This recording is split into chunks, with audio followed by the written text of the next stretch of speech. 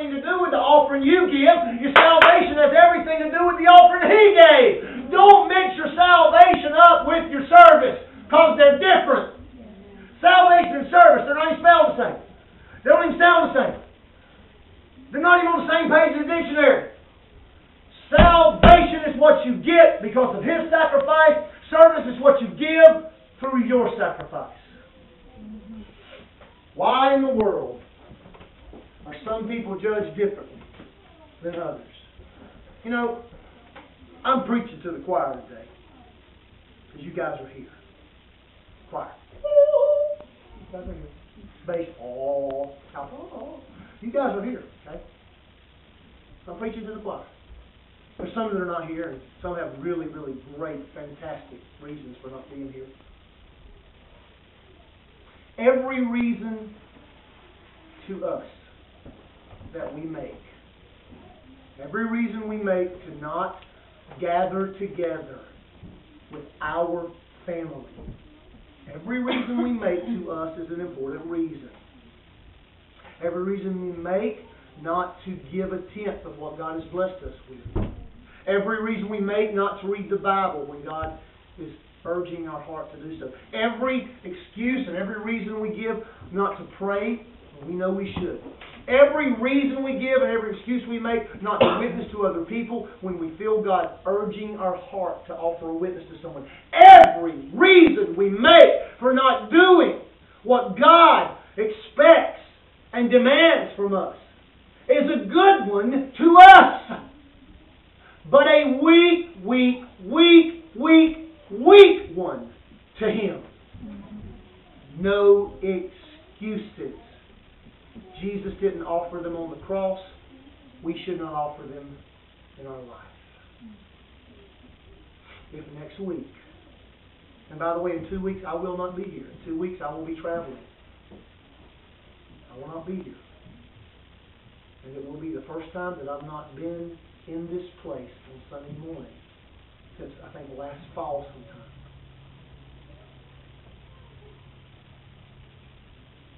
But if I were to all of a sudden just decide not to show up on Sunday morning, I would be held to a different standard than every one of you. That's right.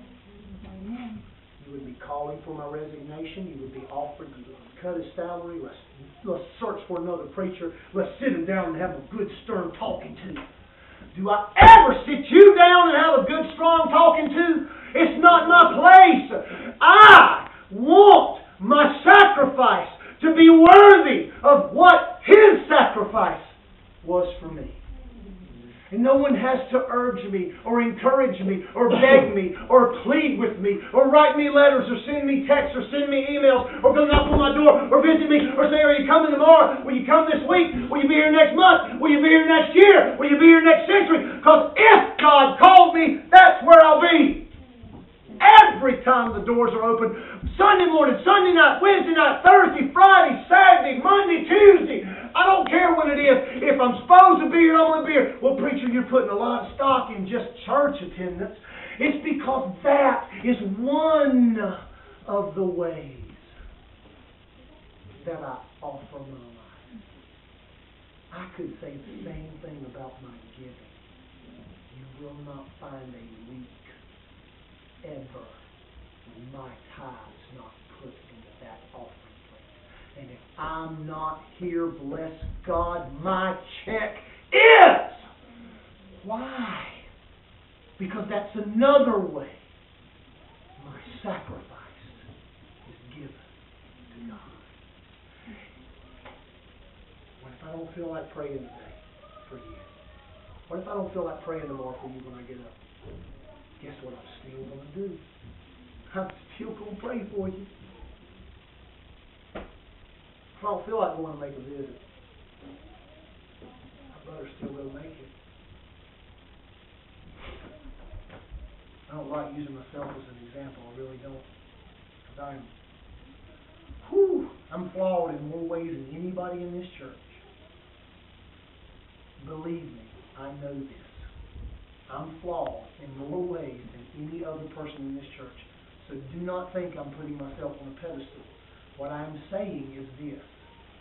If you expect it from me, how much more do you think God expects it from us all? Amen. There's no difference in the eyes of God. So my question to you is this in closing today. What offering are you making to God with your life? Will it be accepted? Will it be rejected? The body that you have, the mind that you have, the intellect, the voice, the strength, the compassion, the confidence, maybe even the attitude. Everything about you that makes you what you are, God wants. And He wants you to freely and gladly and willingly give it to Him and say, take this now and use it.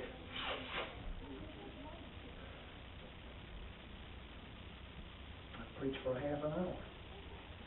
I gotta quit. David said in the First Samuel when he was going up to plead his case with his brothers and the other members of the army of Israel when they were going to go up against the Philistines, and their champion Goliath was standing down in the valley, and he was shaking his fist at God and shaking his fist at the army and said, send me down one person to fight for you. I'll win, you're our slaves. And if you win, we're your slaves. And shake his fist in the face of God. And little David, teenager, shepherd boy, just playing the harp and bringing food for his brothers and stuff. And he looked down there and he made a statement that I think is one of those powerful statements in all the Bible. He said, is there not a cause? David, why are you talking that nonsense? Why are you going to go there and fight? Is there not a cause? Is there not something worth fighting for? Hey, parents, is there not a cause for us to set the right kind of example pertaining to a life sacrifice to God? Is there not a cause that we show our children that there's more than the weakness of our flesh?